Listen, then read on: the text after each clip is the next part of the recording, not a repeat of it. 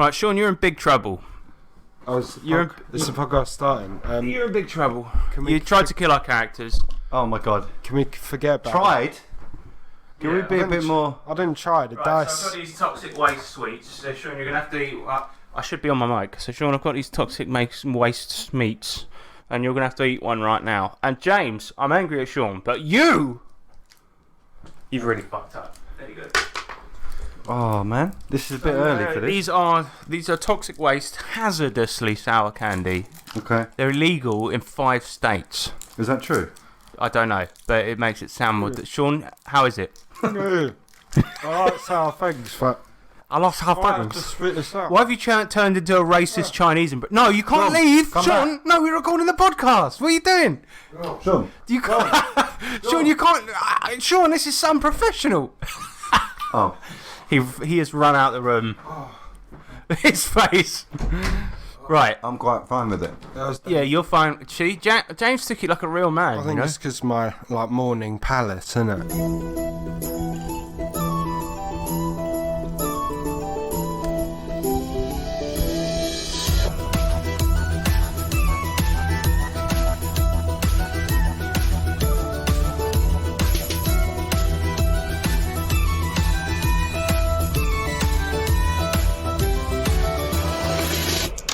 Greetings, fuckwits. Welcome to the only programme made by idiots for idiots. Prepare to die. This is the 3T RPG podcast. I'm Harrison Hunt, and I've got James Clank.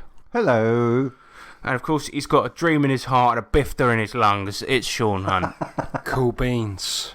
So this is a podcast all about tabletop RPGs, and today we've got a show and a half for you. We've got feedback, we've got news punch, we've got what you've been saying, and we've got the main subject, which is going to be how to kill your player characters. And then we've got a new segment called Shit Barter. Now, it's going to be good. Also, we're going to follow up with your electro letters at the end, but for now, my back's hungry, lads. Shall we feed the back? Oh, feel it good. Sean, I've definitely made that joke. It's like the first time he's ever heard it. Loving it over there. Yeah, that was it's that toxic sweet. It's really. So what? Feed the back? What are you? Well, I mean, it's avant-garde. It's what it is. The feedback side. The feedback side. Yes, bitch. The feedback side. It's the feedback section. Yeah, we take your comments and read them out. Yeah, feedback, bitch. So obviously we talked about the Monty Python RPG that's coming out and how shit it's definitely going to be and how right I am all the time last episode. And we've got a lot of feedback on that. Bargle the Infamous, he says, comments on Americans not getting Monty Python were perfectly fair. American humour is mainly based on German humour. Man yells really loudly until everyone laughs, rather than British humour. Tories discover that due to obscure legal provision, their next leadership contest must be a bake-off. That's why most successful comedians in America are actually Canadians. Canada's culture is much closer to Britain's. So yes, it's funny when a guy says a word over and over and over again, rather than it's funny when every dish, no matter what, inevitably includes tinned meat. He's got it. I'm starting to think Bargle may be from Canada because he's on an anti-American. Yeah, he's nice. Definitely Canadian. I will say this: I had 2 beers the other day and did a bit of a rant on the Discord group. I do like American people. Yeah. I just think that the nation is a bit crap, isn't it? Yeah. But then so is England, so, we can't say anything. Are there any nations in the world that are good? Denmark. There you go. Sweden. The youth of the nation. We are. The youth of the nation. No Name's Bimmy. He says the only thing that Monty Python game that looked good was the fancy wooden dice. Everything else seems bad and stupid. Correct. Now, what about the catapult, man? I think that's part of it, though, isn't it? It's fancy and wooden. Because you get a whole new set of bespoke Monty Python dice. The only thing I will say, though, is wooden dice. There's a reason they're plastic, because nerds are always drinking energy drinks and cum and whatever they like. So it's like, if some of that spills on the table, then it's gonna seep into the wood. Yeah, and but it expects you to, be playing in a medieval type or something. I know there's lots of juices then. Yeah, there's way more juice. Yeah, grog. Medieval, you got grog, you got glunge, you got sliz, you got slunge. The Greg Man. Now, this is going to be a bit confusing because a lot of people have changed their name to Greg on the Discord server. Because somebody shared, I think it was, well, he's now called Greg, but Greg shared a picture of a goblin called Greg with 3 G's at the end. That's and it was just a awesome. drawing that he found on 4chan.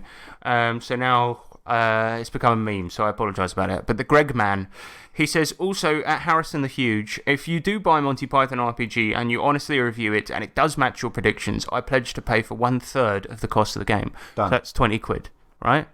James, you actually backed it in the end, didn't you? Yeah. Yeah, we backed it for that reason. I need to give you the money for I that. don't know who you guys are anymore, to be honest. Sean. No, we didn't back it out of, like, that we want it. We backed it because it's like the morbid curiosity, and it's like. And I desperately want to be right. That's I what want it to is. get that slingshot. Oh, to be fair, Yeah. Oh, did you back the slingshot? No. Well, Can you get it like for? let's just hope. No, they usually do at the end of a Kickstarter. They'll do add-ons, and you could probably just add one on there. Well, actually, we did find that they are separately available. We did. And the slingshots are about £9. A niner. Yeah. Yeah, for those that don't know, in England, we've got £9 notes that we call a niner. My wife's trying to get into the room. She does this every time. I usually cut it out. Come on then. Don't call me a bitch. I didn't call you a bitch. What did you You're say? No, I said you're bitching. Oh, fine. Yeah. You alright? Left my iPad in here. She left her iPad in here, ladies and gentlemen. First world problems. I'm just leaving all of this in so that you know what we have to deal with over here in 3T Towers. Then next episode, you'll get to hear what I have to deal with. Alright, let's leave that there. With Harrison Hunt in my house. I am pretty great. I'm Questionable. pretty great, and my shit doesn't stink. Alright, next episode.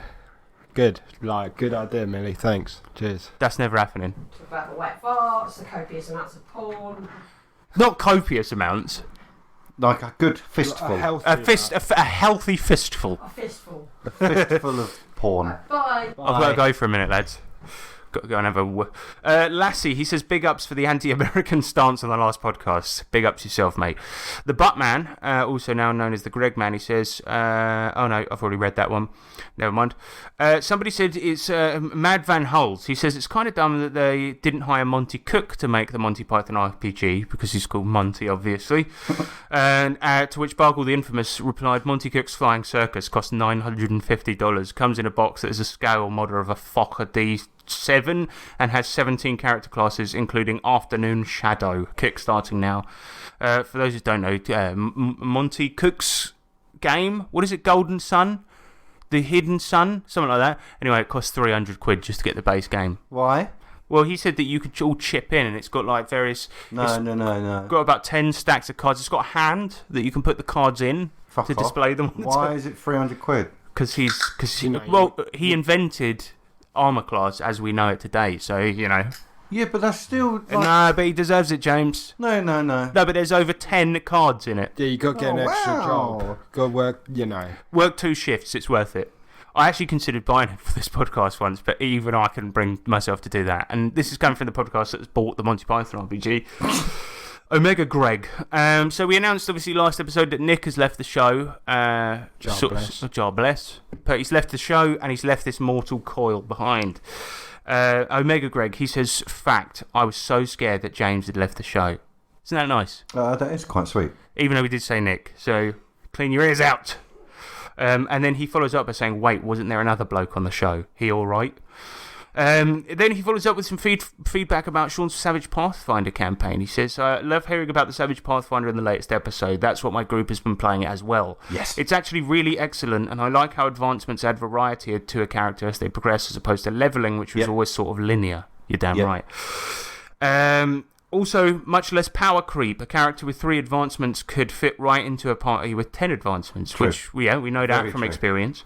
My only complaint is that the list of magic items is a little skint, but that should fill out more as third-party folks create material for Savage Pathfinder. Actually, I haven't checked out the fantasy campaign, maybe a fantasy companion yet. Maybe that integrates well with Savage Pathfinder. Probably not. Well, there's... Isn't the fantasy campaign basically just all the medieval shit from the main book? Yeah, sort of again. Yeah, it is. But with magical items, there is quite a few. There's a decent amount of them, but also there's... Because by my calculation, if he's saying it's quite a skint selection, we've probably got all of them by this point. We've got the fighting cape. We've got the Cape of Montgomery. Well, there's some I've added in. That Yeah, I aren't guess in that, the Sean, book. because I guess there wasn't an item in the game called the Fighting Cape. No, there wasn't. No. And it's literally with an N, not an ING at the end. The Fighting Cape. Captain's cape gives +2 to boating. It was funny last week as well, because there's a point where Sean was like, you only have one slot on each type of magic item. And I was like, yeah, I'm not wearing a cape, I can take it. And James looked at the sheet and went, I'm wearing 2 capes. Just realised at that point. But you could have one on each side. Well, like you switch to the boating cape when you're boating. Yeah. Didn't we call it the Boking Cape, though? Yeah, As a hilarious reference to Simpsons. Yeah. But We're worse than the Monty Python people that quote Monty Python. Spam. But yeah, the Fantasy Companion, I don't know if it's that good, but in Savage Worlds, the good thing is you can kind of make a magic item very easily just by giving somebody the use of an edge or a spell. Yep. Do you know what I mean? Just be like, okay, you've got a Wand of Havoc, And and it's just trap it like that. yeah, and it's got its own power points. Boom. there's quite a few. I mean, there's about probably. Can I have a magic item so I don't die all the time? Please. Well, I've given you the armor braces, but you sort of burnt those in acid and that. No, I Well, didn't, no, because all the magic items didn't, but we'll get to this later. He didn't have them until I gave them to him. We'll get to this later. We're talking about this later, but yeah. But I wanted to like make a point about the magical items. Did you though? So there's like 6 pages, I think. So there's like you got like rods, capes, and all that. You got like different pendants, coins. Is the stuff Rod like of that. Hardness in there? Oh, yes. Yeah, it is. But like, yes. But in the companion for Pathfinder, they've got there's quite a few. Nice. There's quite a few more. Monster Energy, same great taste, 0 sugar. Right. Sorry, I'm just contractually obliged to say that. Carry on. There's quite a few more, and also Refreshing. there's ones that you can base your whole a whole campaign around. Like there's one that lets you into a room that has everything in it. That's a cool. Can we have that one, please? Thanks. Sean. That would solve a lot of problems. No, that'd be like some sort of. Oh, we've got to collect the 8 fucking elemental crystals. Oh, go to this room that has everything in it. They're there. Thank you. Cheers. We'll just have that, Cheers, please. Sean. Cheers, Siobhan. But yeah, alright, so get the companion is your advice, because there's the Savage Pathfinder companion and it's got a lot of expanded shit in there, right? Well, there's a few more magical items yes or that no? you can use. It's yes yes or no. Yes or no. Like if you've got it, that's cool. Like there are. Yes or no. There are maybe. Yes. All right. Yes. No. I don't. Right, sorry, say what you were going to say. I'm going to get a bit less Larry, I It's promise. good. No, it's a good product. It's like just like there's not that much in there, but there's loads of other cool stuff, but not magical items. But it expands on it slightly. But yeah, we need some more third-party stuff, I think. Alright, we'll make it. News punch next. Let's get into some news. Oh, yeah, bish, bash, bosh.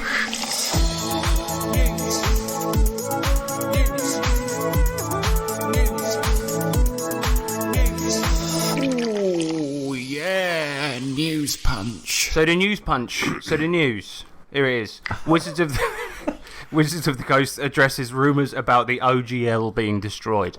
Go on. For those not as clever or as handsome as me, the OGL is something that all RPG players are aware of in some way, but I'll quickly explain. It's the Open Gaming License, right? It's a big block of text, usually at the back of all D&D related third-party shit and whatever, right? And it's essentially a license made 20 years ago that means anyone can produce and sell content using the D&D rule set. They're just not allowed to replicate the text, right? And it was responsible for the D20 boom during the D&D 3.5 era, where we saw everything from the WWF book to the Book of Erotic Fantasy, or Monster Energy, and also the birth of Pathfinder during 4th edition times. It's why the various system reference documents for D&D are perfectly legal and just uploaded online. Baked into the OGL, right, is a clause making the license non-rescindable, right? So it's never going to go away. That's the whole point of it. It can't go away. Now, recently, completely unsubstantiated rumours have been floating around saying that when D&D 1 or D&D 6th edition comes out, Wizards of the Coast are going to abolish the OGL. Now, they actually can't do that. It's not possible. Because it's baked into the OGL, right? That's the whole fucking point. Just checking if the recording's still going.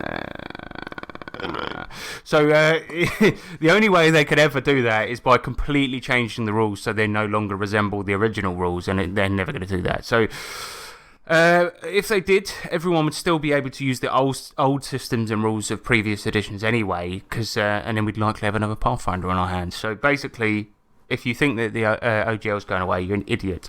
And that news is not very exciting, but I thought it was worth mentioning. Well, it was well reported on. Thank you very much.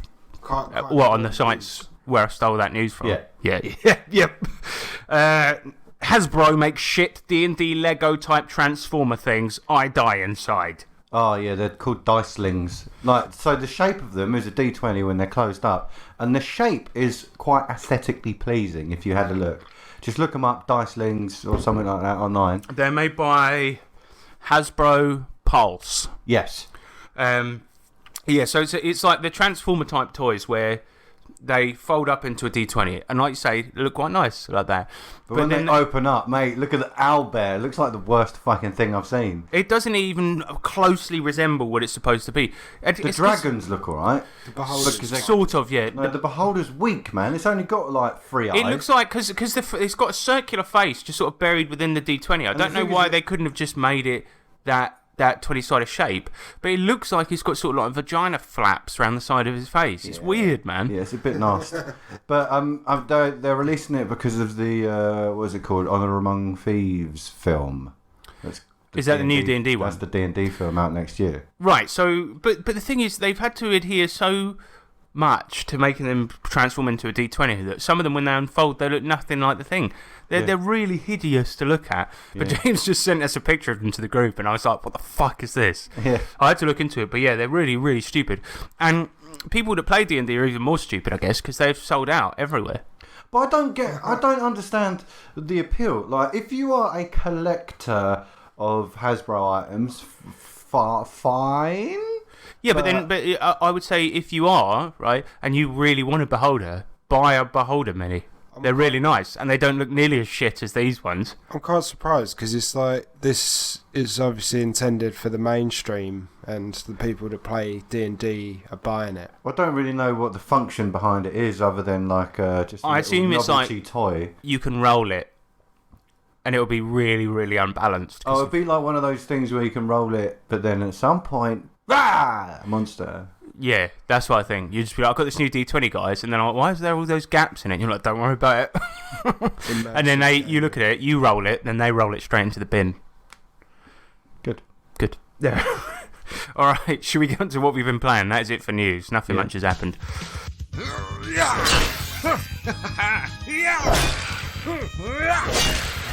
One of these.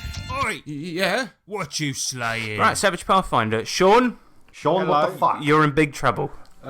Why? Wait. You know why? So we've been playing Savage Pathfinder. The concept of the campaign is that we were police in a very small town. 2 of the characters died. James's first one, Ruddles the Barbarian, is still alive. We are trying to track down these crystals, which basically prop the world and existence up, and they've become corrupted.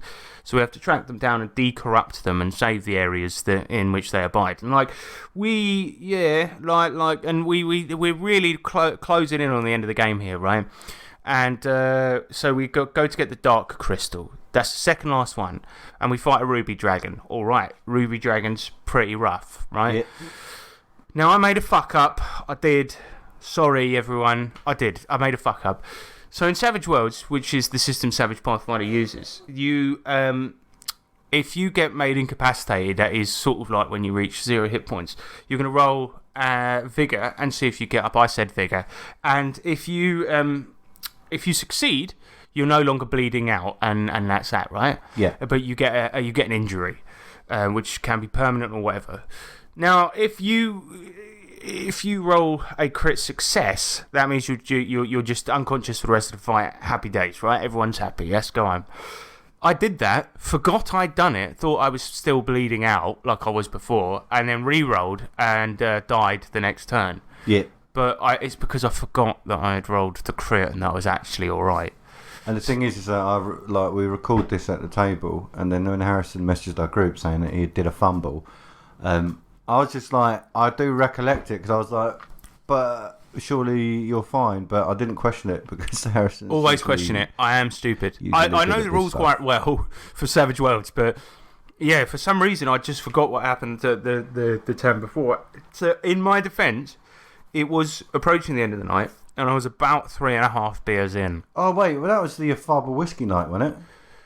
I don't remember, so it probably was. Yeah. So so that was basically it. So my character sort of died, and we went through this depressing phase. The next It was game intense, and it was like, well, we ended up killing the Ruby Dragon out of pure hatred and anger, and like it was pretty brutal. The actual tone at the table was dark as hell. And then it took us a while to sort of ham-fist a new character that would make sense to the game, to make it playable. Because I came back as an alternate universe version of your mum that's been trying to find the one version of her son that lives out of 1,000 universes and came into our one. And it was kind of a cool character, but like our set of characters, we are fortunate enough to where the original set of characters, 2 of them died, and they were great characters, and we loved playing them, like great chemistry. And then we come back with 2 more and had similar chemistry, but albeit different, right? Yeah. So we're very lucky. But there's a lot of, without your character, the story wouldn't make sense. So that's why it's been kept together. Yeah, and so when I messaged on the group and we talked about it, and it was really depressing and horrible, and I was just like, oh, it's such a shame he's dead and all of this. And then I realised the fuck up, and we said, look, we never retcon, but in this one case, we do need to, because it's quite important if he's still alive. Not only that, but James, your character Ruddles crashed the boat and nearly crashed it into a state of complete disrepair. Yeah, his mental state was questionable at that moment because he was so depressed. So he was like really upset that his new adopted son had died. Yeah. Got in the airship and then immediately crashed it, and then spent about 2 weeks repairing it. Yeah, so my character was alive, and then the next session, right, Sean tells us, right, we're going after the last crystal here, things are going to be tough. You're going to need to go and do some side quests. Yeah. And we ended up... we did the first one, piece of piss. We did the first one. The guy... we were in this luxury hotel, and the chef was like, look, I used to employ this guy, he's a tree ant called Trent, right? And he's he did a shit in our kitchen, we had to sack him. Now he's been terrorising the golf course, kicking golfers left, right and centre like a football. And we just went up to him like, mate, like, what's going on? Like, do you want gainful employment? Is that it? Because you can come work for us. Just stop kicking people on this golf course. So we convinced him to join us. And now he's your... At the minute, well, that session I played him for a little while, which was really nice. He's fucking so powerful as well, and I don't think Sean fully read the monster description because it was so funny, like, because he's got the rock throw ability, right? And there was one that's his strength, which is D12. Well, his strength D12. His D12 is D12 plus. His strength is D12 plus 3. Yeah. And then the rock on top of that does D12. So I said to James, I pointed at the little thing. I was like, use that next turn when we're in a battle. And then James rolled it. I was like, right, roll athletics. He rolls it, and I'm like, right, now roll the damage that's on the sheet, like saying it so Sean didn't know how much it was. And I saw Sean's face sort of wince, and I was just like, yeah.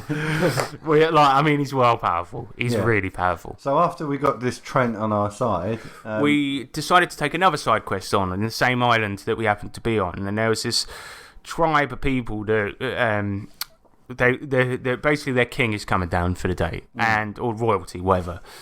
And there's a bunch of magical items and sort of very highly regarded items down in this little crypt they keep them in. But somebody's recently found out the password and got in and is threatening to take them. So we have to go and retrieve them. Now, as we're going down there, we just have a battle against 2 slugs. Yeah, but slugs, before we got there, we steamed through it, and then we happened across this pool of water which we emptied, and then there were 2 slugs in there. Yeah. But the only thing is, we had an idea. Well, I had an idea to quickly run back to the hotel, get loads of salt, and then come back, right? Because we were on a time limit. We had a couple hours until the royals were coming and all the items needed to be... That was the main trouble, because Sean was like, right, it's going to take you half an hour to get there and back. I'm like, would we really want to waste that, considering we don't know how much of the rest of the dungeon is left? So we were like, no. So we try to fight them. And then my character, who we just celebrated was still alive, died. He got spat... acid got spat on him, innit? As Sean put it at the time, he called it slug glunge. And so it's like ultimate disrespect is what it is. But luckily, you guys managed to find a restoration potion, the only one that was supposed to be used to revive the mummy. Yeah, because one of the items was a mummy, right?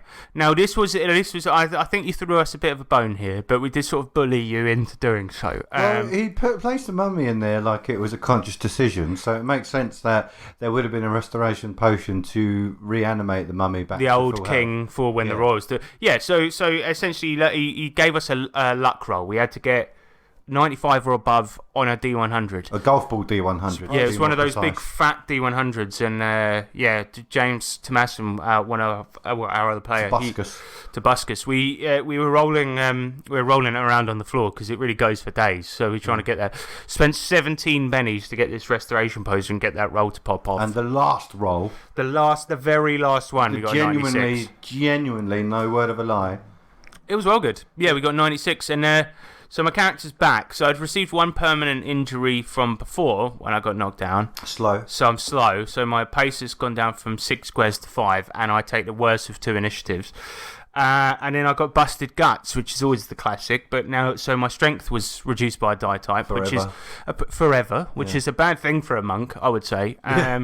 So I said that we've gone on this quest to try and get better, and the only thing we've done is that I got worse. The thing is, though, we were at a table. Well, and we were just saying this is fucking irritating. But the situation was irritating because it was tearing our hearts to shreds because we're really invested in these characters, like deeply invested. Sean and I went out to the pub, like I think it might have been a week ago, and I was really trying hard to just convince him just to give us the ending, just be like, look, well, let's just go to the light crystal. We get there, they're like, I've heard of you, you're doing good work. Here it is. Have a nice day. Then we get to the last boss. We combine all the crystals. Laser beam, dead.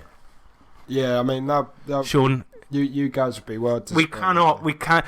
Every campaign you've ever run has ended in a TPK. We can't have this. What about the beasts, the mutant hero beasts, innit? You guys succeeded in that. That's a good point. Right, so just give us this one. I can't. We'll pretend. We'll pretend that it was done legitly. Whoa. Yeah. Cheers, mate. But yeah, I mean, luckily with that taking of that potion, you stopped something really bad from happening. So there's that. Yeah, I mean, I guess that, but we did eventually get a level up, but I had to spend mine on leveling my strength back up because it had gone down. And the thing is, as well, is that I've now bestowed upon Harrison's character a few magical items to increase his toughness. I was like, there's no fucking way that you're dying again, and he's just like, oh no, I shouldn't take it. And then I was just like, no, you don't have a choice in the matter. I had quite a bit of a touching moment though, because it turns out, oh my god, that the whole time I know I actually made me a bit emotional, but I was like, I don't know how to react to this. But Tobuscus, the other player, his character Henu is sort of like, because my character's essentially an orphan, sort of. Yeah. James's character's my new dad. Tobuscus' character is like my uncle, right? Because I'm playing a child. And it turns out that behind my back the whole time, Tobuscus had been conferring with Sean about creating a new magical item, which was a storybook that would read aloud in whatever voice I was thinking of. So it could be my dad who died. So I would open it up, and it was like, because every night he wants to have a story read to him. Yeah. Because that was one of the first things I said to him. So for about 6 weeks, Tobuscus has been doing roles in secret with Sean, making this magical item for my character to have, and I just thought that was the sweetest thing I've ever seen in an RPG. I was like tearing up a bit. Yeah, I raised Tobuscus' spirit after that with his character for going on that secret side quest behind your back. Yeah, that was cool, man. That was cool. That was a good moment. But yeah, so my character, he's now he was called Little Bearer. He's now Bearer the Undying. But I wanted to be called Bearer the Thrice Dead, but Sean wouldn't allow it. I just thought it was funny because I'd only died twice. But so Sean, just sort it out, mate. No, that was a side quest, right? And you're bringing out fucking killer slugs that are impervious. That's the thing that's the most painful bit about it, the most stingy thing. But what do you think is going to happen now when we go after the light crystal? We're probably going to fight an angel or something like this. What happens when you go to the snowy area? That's what you don't know. So we were in there's a toy shop in town called Toy Barnhouse. Barnhouse. Toy Barnhouse, and we were there, and there was this company that makes sort of farmyard miniatures, right? And they're good. They're good, and now they've started making fantasy ones as well. And we were in there, and there's this really nice miniature. I don't know, like it would compare to like a normal sized character. It'd probably be about 10 times the height, something like this. So like 60-foot high chickens. No, sorry. No, it was a bear with a club made of ice, like a bit like his Dank Materials, that series. And it's really fucking cool. And we were in there, and Sean was looking at it for ages. Like, I might need this for I'm not spoiling anything, but I might need this for an encounter that's like coming up. And then the other day, right, it was I went to go to my dentist, Crentist, shout out to him, and I was on the way back, and I saw Sean because it was fucking raining like hell. I saw him hiding in an awning, and we both got on the bus, and I was like, hang on, the game's in 2 hours, what are you going down to town now for? He's like, no reason. And I was like, all right. And he's like, if you must know, like, I'm going down to Toy Barnhouse. Do you know what I mean? So I was like, I know that. Sure, he keeps spoiling things. Just for me, we'd be online playing bloody Donkey Kong, and then Sean would be like, do you think it'd be cool, like, if you fought like a digging machine at some point or something like this? Like, you keep saying things. I'm Sean, stop spoiling it for me, man. Why did you have to tell me you go to Toy Barnhouse? You could have just said you were going for like an anal bleaching appointment or something. I could have gone to get a super soaker or something, couldn't it? You never know. Shut up. Yeah. So, right. Well, anyway, let's download the PDFs for Pathfinder and look up whatever like an ice bear is. Like, look that up, and then we'll know. Yeah, you can. Its weakness is probably fire. Let's be honest. Look as long. You can look all you want. You can't. But yeah, great. It's been good so far. We've probably got about 2 sessions left. Shush. I'll say a bit more. I reckon about 4 because we need to. We do need a couple more levels up before we go to the end. We know Shauna was very heavily implying. Oh yeah, so we're saying you're going on some side quests, yeah? Because you probably need some more levels in it. I want you to succeed, though. That's the thing, innit? Like, I don't like once you go to the. You're a good kid. There's no turning back. Yeah, I know. But this is I suggested we go back to the town that we came from because it was a low level area and do quests there because that'd be easy, like collect 4 wolf pelts or whatever. Well, and also you could get some like more rainbow corn, which heals you. Yeah, we got we are going back. We are going back, but we just thought we'd pick up a couple of easy side quests on the volcanic island. First one was easy, probably quite deadly because it's a fucking tree ant. But then fucking slug comes. You got to raise on your persuasion with the tree, though. Persuasion. Yeah. Well, I killed that discussion. I just want to talk about there's a company. Probably Chinese company, probably unethical business manoeuvres going on down there. It's called Sick UK, SIQ UK, Sick UK. They do a lot of very suspiciously cheap role-playing items on Amazon. For example, they've got dice trays, which are really nice, that we all use, and they're about £10 each. Now, the DCC dice, like the official ones, in the UK, they can set you back 30 quid, isn't it? 30 quid, 25 quid, depending on where you get them. They've got unofficial ones on diceshoponline.com that are £22.50, and that's all right.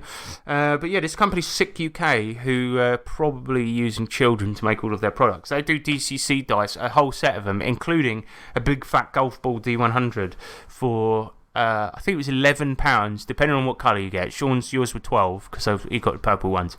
But yeah, so if you need a full set of DCC dice, they're actually affordable ones, and they're really nice. Oh, nice. But they did come with a really gay bag, didn't they? It was like faux leather, looked like you into S&M. Yeah. To be fair, it looked like a middle-aged woman's handbag. Like my boss at the shop that I volunteer at, she is a middle-aged divorcee, and it looks like her handbag. But I think it's meant to hold because the D100's so heavy. So powerful. It's meant to contain the power. Yeah, just try that bag away, get a different one. Because there's only one thing people are going to think about you if you go around with that, and it's not going to be nice attention. Don't go down the docks. That's... and if you want more stereotypes about gays, Sean, here we go. I was thinking about using it, not because I'm progressive, but because it does You're gay. hold the dice in quite well. I'm gay. No, it does. Yeah, I mean, but anything can hold the dice well. Just don't use it. Chuck it away. But the set of dice for £11 is really good. So yeah, check that out. And they do other stuff as well, like that. There's a thing. So I forgot what it is. It's like a dice holder in it. They can hold all your sets in like nice, neat little rolls. But yeah, it's good. They do good shit. And if they use Chinese employees, shout out to you. You're really earning your 2 pence a day. Next up, main subject. Main. Subject. Magic. Main. Subject. Tokyo.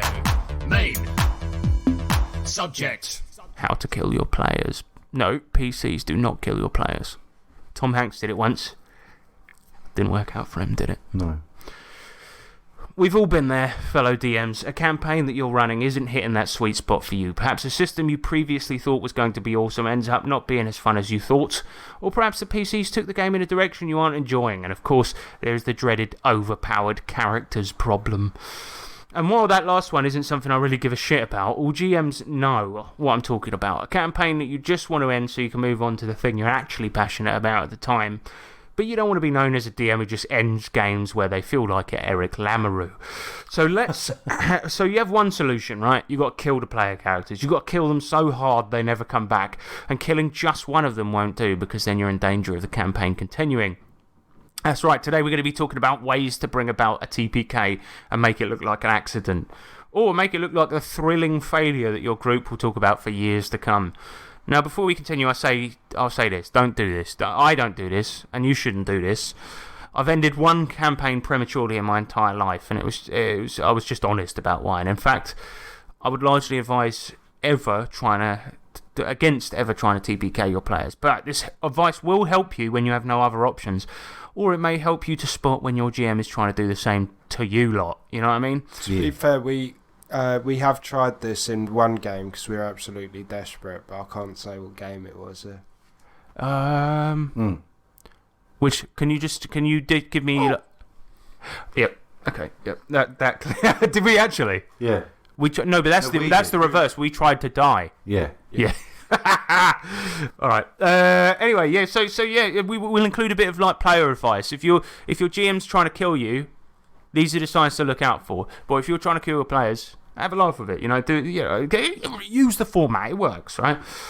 So yeah, let's do this, shall we? I've got some advice, and then we'll probably go to you two for some advice, and you can chime in as well. How about that? Does that sound like fun? Advice, yes. Advice. It's quite pleasant. My first tip, right? The big bad is angry, and he confronts the PCs directly. So many campaigns, specifically fantasy ones, revolve around the PCs essentially spending the whole game thwarting the plans of a force far too big for them to confront directly, right? Ravenloft campaigns are often like this because they revolve around Dark Lords, the rulers of evil areas and counties that have been transported to a place called the Domain of Dread. Or in my Sodom and Cain campaign, for example, it revolved around the methodical killing of the children of a great country-sized force of nature called the Valpurgis. Now imagine for a second that you're Strahd von Zarovich, right? Really get into it, Sean. Just imagine. I'm getting into it. Right, good. I'm sort of doing my breathing exercises. Good. You're Dark Lord of Barovia and Ravenloft. You spent 95% of your life imprisoned in the domains of dread, forced to watch the death of your one true love kill herself over and over in visions sent to you by an incomprehensible council called the Dark Powers. Well, you're unlikely to have a lot of patience, right? So now imagine that suddenly a bunch of idiot player characters have turned up and started killing all the brilliant werewolves and zombies you've spent hours making. Well, Strahd actually would likely force you to work for him or turn you into a beast yourself because of, dramatic irony. But if you're midway through a Ravenloft campaign and you're bored of it, you're running it, just send Strahd after them. Because they're not going to win, right? The player's actions and, Strahd's tragic backstory, they're not going to question it. It's unlikely to seem out of character. And, yeah, they're never going to win. And then you just wrap up the campaign with some big speech about how, evil always loses and evil always eats evil or something like this. And you just pretend that, that was the whole point of the campaign. Mate, that would be so savage. It would, yeah. And especially if you're only 3 episodes in, I'm like, Did you learn a lesson there about being evil? And I'm just like, right, next up we're playing Maid. Then after that, Powerpuff Girls. Sailor Moon RPG. But yeah, I mean, this is unfair, but then we're talking about killing player characters. And this method, right, works doubly well for things like Call of Cthulhu, right? Because, bam, Cthulhu's there. They're not winning. That is, They've got 1 round max before they're dead, right? Hands up, can't run away because he's so huge. He's so huge. They go insane. You got to close your eyes. You bump into something. Yeah, but but even what you hear is going to send you mental. Yeah. And Belchy, Belchy. If I recall correctly, Cthulhu I forget which edition I have. I've got 6th, right? Yeah. In that one, he can gate in D100 formless spawns around. So it's like, you're not winning, right? So let's say, for example, you're doing a Call of Cthulhu campaign. It's all about these cultists. They want to summon Cthulhu. The players have got 7 days to do it. Then you decide... Day 1. Yeah, day one. Day one. You're like, oh my god, they've done it early, right? Or if you're fucking 4 sessions in, it's day 4. You're just like, oh, these guys are idiots. I hate this campaign. Boom. Oh no, they've done it's happened too soon. Oh, woe is me. Then you can delight in killing the players with such a powerful monster. Well, what you could do is just say, oh yeah, I rolled a D7 behind the screen to see how many days were left, and it rolled a 0, which doesn't exist on the dice, and so we got to die now. Yeah, exactly. Easy. And even better, if you buy a custom D7 that only has the number 3 on it over and over again, or 0 or whatever. Oh, no. Like, look, it rolled a 0. So suck it. But yeah, I mean, it's good, isn't it? And so sadly for players, right, this one really isn't easy to get round. The Slut boss will likely find you anyway, because your characters have almost certainly left a trail. But if the boss appears, I guess the only thing you can really do is run away and try to change your appearance. I mean, that's what happened in the Shadowrun campaign. These guys are up against one of the biggest corporations in the world, and they went to cosmetic surgery to try and get away from them. You can't really do that with Cthulhu. No. But yeah. Well, you couldn't. Yeah, actually, in Cthulhu, you absolutely couldn't do that in any conceivable way. No, because by the time you've taken 1 step away from it, you've already gone mad and been killed by 75. No, but I mean, even just like if you had the ability to try and do cosmetics, you just like peeling the face off, you'd go a bit insane, right? You probably try and cosmetically alter yourself to death before you even left the area. Not only that, but there's also in Cthulhu the massive pressure of time. Like you always feel like you're in a hurry to try and solve stuff. Well, because it's so investigative. Like time is such a really important factor in Cthulhu. Isn't it? It is, and so there are situations where people are going to fuck up, and they do. Like, so yeah, this is an easy one to pull out. I mean, it really is the most foolproof method. But the thing is, it has to be deployed carefully. You have to make it look like there's a good reason for it, right? Because the players are going to know straight away. Because this is essentially the same as you get hit by lightning, right? Yeah. It is essentially that. But the justification is, it's the big bad confronting you for some reason. Yeah, you're just putting a bit more like flowers around it to make it. You've got to maybe set it up for at least a session before you pull this one out to kill your player characters. There was a failed attempt on us to kill us in the same campaign that we tried to kill ourselves in before. Was there? The very last boss. Oh, well, yeah. It wasn't even the very last boss, but it was a boss intended to end the campaign. Oh, yeah, I mean, and we won. Yeah. No, we all died, didn't we? No, we won. No, we won. We won. Because one of the things was that it was a person that had infravision who immediately cast a mist spell so he could attack us, but we couldn't attack him. I, of course, straight away did electro wave, electrifying the mist and killing him immediately. Yeah. Oh, mate. Anyway, yeah. So that was a failed. I mean, look, the other solution, if you are a player and your GM has brought this one out and you're suspicious of it, is to earnestly try and win, as we did. Because there are situations where that might happen, and if you give it your all and you really think about it, you could win. Cthulhu is not a good example. Strahd is not a good example. By saying try your earnest to win every time, I feel like Sean kind of puts us in that position sort of every session. Yeah, well, this is part. It was funny because it was actually like it was the session before last when that happened that we came up with this idea. Yeah. Because this episode was going to be was going to be about racial holy war. Yeah. But we decided to go for this because it's like I think I was essentially trying to identify whether or not Sean was trying to do any of these to us. Well, I feel like he has been. He's sick of Pathfinder now. He wants to play some sort of hentai game or whatever. Well, I mean, we've mentioned it a few times on this podcast as well.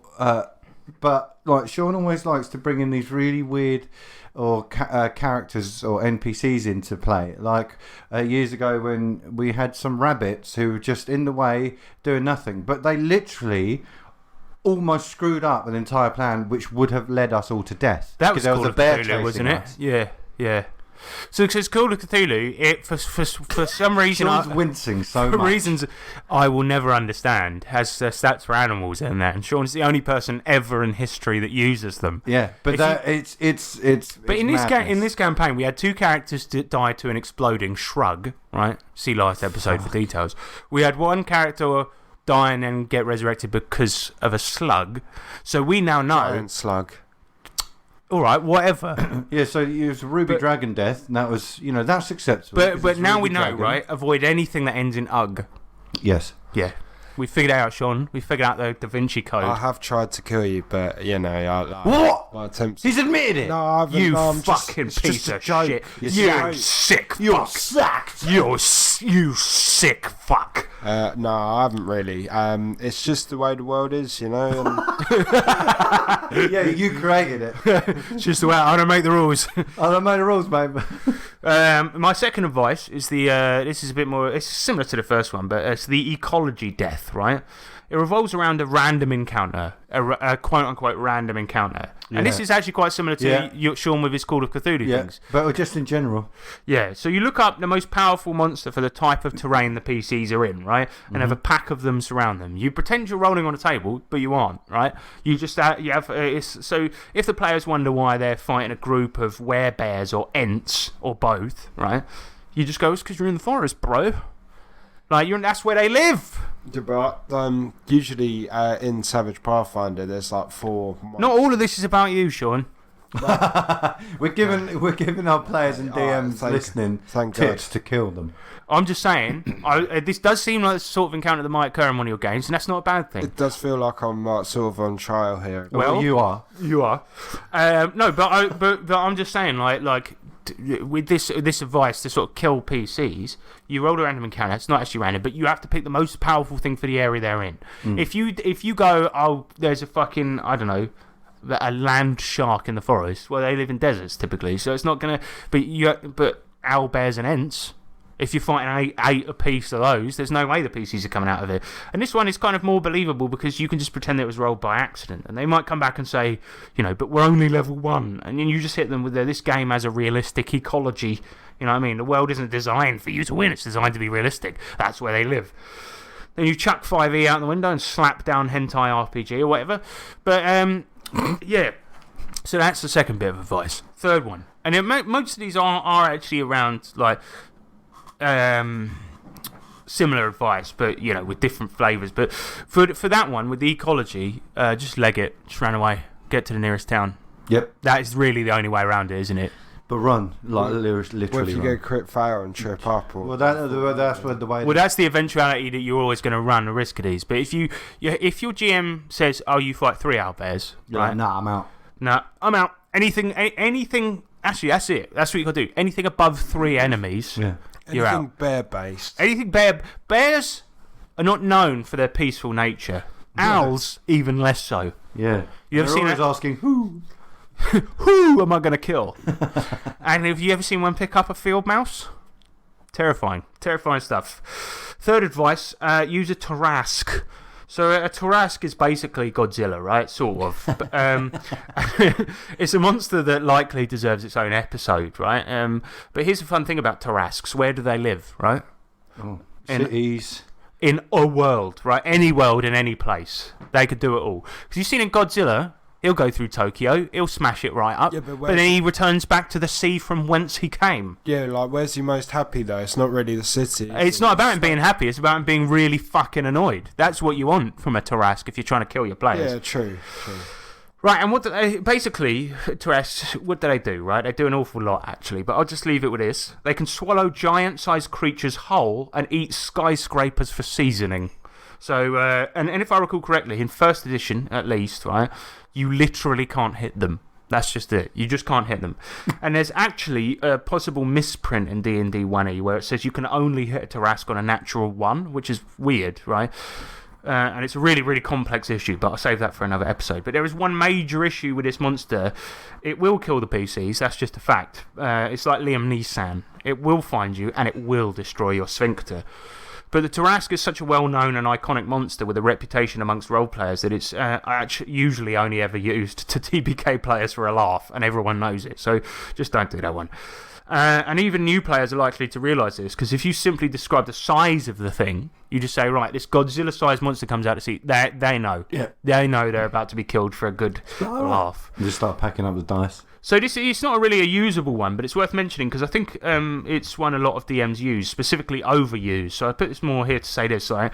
The Tarrasque plan is good, but you'll need to switch it out for something nobody has heard of or something that looks less immediately threatening.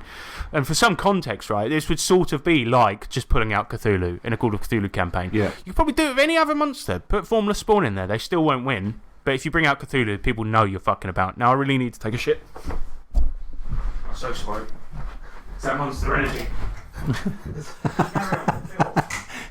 Carry on. Yeah, Harrison's gone for a poo. You just said that. So Actually, I'm going to see if any of this is actually going to be kept in. So if we just talk about the fact that is it going to be kept in or not, is Harrison actually going to listen to this section and then remove it? no, he won't. He'll keep it in. I think it's still good podcasting, to be honest. Is it? Yeah. Just talking about the poo in his sphincter. I think that was the trigger word. Well, there's no dead air at all, so yeah. That's true. We should make some awkward dead air, should we? Yeah. Shot. Good. So Sean did buy us Monster this time round for the podcast. So Yeah, I did. I wasn't sure with you guys. he's learning. It's good. But actually, I really appreciate it. Thanks. Oh, no worries. I'm mate. super tired, so I definitely needed it. Yeah, me too, man. I actually thought that. What was that? Fucking hell. It really was out the door there. Bit Oh my liquidy, God. yeah. We were like talking the whole time you were going anyway. Cool, what's going on? Nothing much, man. Nothing much. Were you talking about anything relevant to you having a go at me, weren't you? I'm going to listen to this back. No one. Right. Not really. No, we just we had a little bit of a joke, tried to make there's no dead air, and then we was like, should we put some awkward silence in it? We'll silence for a bit. It sounds funny. Bit JP. Yeah. Bit JP, yeah. I mean, sorry about that, lads, but I mean, I was trying to hold it until we took a break, and I realised it was just futile. It was really painful. Alright, yeah, so that is pretty. Oh no, I've got another one. Go on. Oh yeah, method 4, the impossible DC, right? So this one involves people who use secret difficulty checks in RPGs, meaning that when the players are tasked with something, the DM keeps the difficulty number a secret, right? Instead of saying you need to get 15 or higher to succeed. It's a fine way of running a game as long as you describe how difficult something looks, right? Yeah. So, but thankfully, right, this means that you can just decide that a PC fails. Now, I have never done that, right? Except for if you've really annoyed me, and if If he looked at you once. if you looked at me once, or if you shitted in my toilet. Oh, that's all of us. Yeah, sorry. Yeah, so I've only done it a few thousand times, right? Yeah. But yeah, I mean, I do actually know a guy that does this all the time. I don't think he listens to this. Who's No, that? just crack on. It's fine, just in case. Okay. It's not Darry. And now I will say that telling the DC to your players and rolling openly, I do believe now, sort of leads to a more tense game. But we're not talking about running a fair game here. We're talking about killing PCs, right? So what you do is like, you have an impossible DC. See, the highest you can do in D&D, at least according to the rulebook, is 25, right? And that's really hard to hit. Most characters will need to crit to hit that, right? Yeah. So let's say, for example, a typical thing, there's a lava pool and they need to jump over it, swing over it, whatever, right? You just think, you don't even think of a difficulty number. Whatever they roll, they're failing and they're dying immediately. End of. Do it with a bottomless pit or something like this, and happy days. Another good one is that there are certain monsters. I think in D&D First Edition, Mind Flayers. They can drain levels. And once you get to like level -1, you essentially just turn back into like a sperm and then just die. Wow. So yeah, I mean that's it. The impossible DC. Don't do it to all the players at once. Just be like, just throughout the dungeon, you got to pepper them in there. Just be like, oh yeah, sadly, you make a pitiful jump into the flames, and then it's like.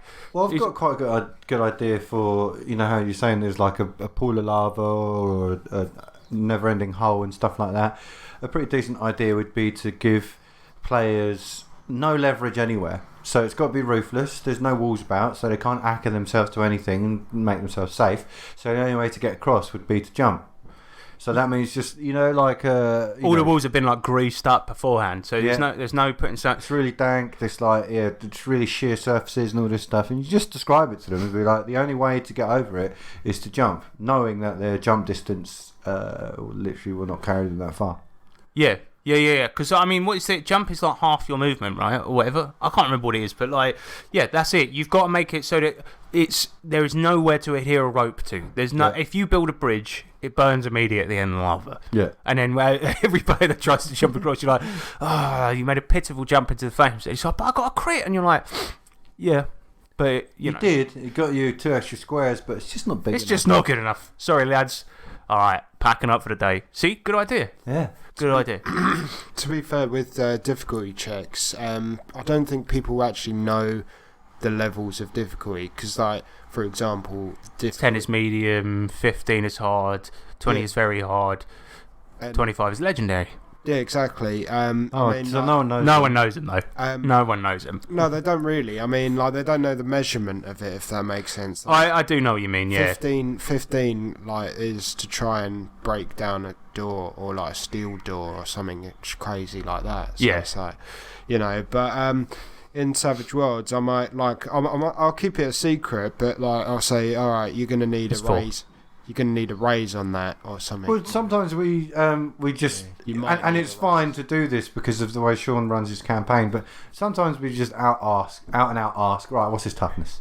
And then it means we know what we've got to succeed, therefore we have a target number that we're all gunning for, and it makes it really entertaining because... I also think it makes sense though, because like, yeah, we just ask to just keep the game really flowing. Yeah. But I think it's okay to give out stats like that are like more abstract, because it's like at the end of the day you're going to be able to just size it up and know that it looks a certain level of toughness. Yeah, and to be honest, a few times Sean hasn't told us, but we've just worked it out because of the previous roles we've had. It's like, all right. Most of the times you just work it out, innit? Yeah. It's like, all right, I've succeeded, and then it's like, how much damage do I get, and you work it out from there, innit? Yeah. So, but it is an interesting concept of withholding like certain stats. The thing is, though, up until recently, I've run a lot of D&D based games in that way, and I don't think it's bad to withhold the numbers. I mean, it's sort of a side point here, because if you're describing it, so the players are kind of trying to figure out that number by themselves. Yeah. But then I do think just for like, if you're adventurers, you're gonna know the sort of level of a situation, right? Yeah, and it's also, say for instance, if you were 1 mark away from succeeding in a situation where you're not told the number of achievement, then you could just be like, all right, well, I'll just give up. Whereas if you know that you're 1 away, then, for instance, in Savage Worlds, it would force the players to spend bennies if they've got them. Or level up that stat next time they level up. Yeah, it just makes them more aware of, you could have made it. I think that's, But as I said, if you are the type of person that keeps it secret, it's a lot easier to kill your players for a laugh. That is it for pretty much my advice. Sean, you got any? Sure, you got loads, right? It wasn't me. Shut up. Have you got any advice though, Sean? Any advice on killing players, characters, and making it look like an accident? Yeah, just flip the table. Sorry. Right, I spent like an hour writing mine up. This is not a comedy show. Okay. Stop trying to be funny, because this is not funny, and it never has been. It's not a laugh. Okay. It's not a laugh. It's not a game. Well, Sean thinks, just because he's obviously put on the spot, but do think. Please think. I've just thought of one. Is use some monster stats from a completely different system that you know is really overpowered, and just slap it in there, and then just put it down on a bit of paper And if anyone asks, you just be like, well, they're the stats.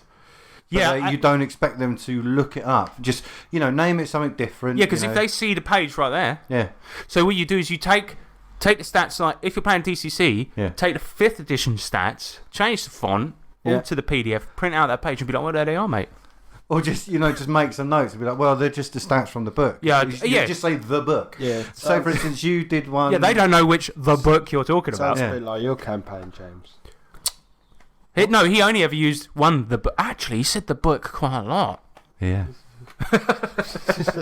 It's quite a good idea, though, man. Yeah. Yeah, just like bring a genie out, bring out a bard rogue. So anyway, have you thought of anything, Sean? No, Yeah, James, don't you start mocking him. no, really. He has contributed so much. Actually, funnily enough, that was probably the thought that you had was the same thought I had. So that's a good thought. Oh, don't do that. Don't piggyback. Just want to say, I completely agree with everything that's been said so far. Good contribution, You though. know, so I wish I went first now, but yeah, good thought. Good thought. So that's it, is it? For my, I spent 10 to 12 minutes writing this up, and your advice is, On the I agree with everything James just said. Well, if I had some advice, I would give it. Yeah, I mean, like, to be fair, there's not much really. Like, you've covered all the bases. I've got.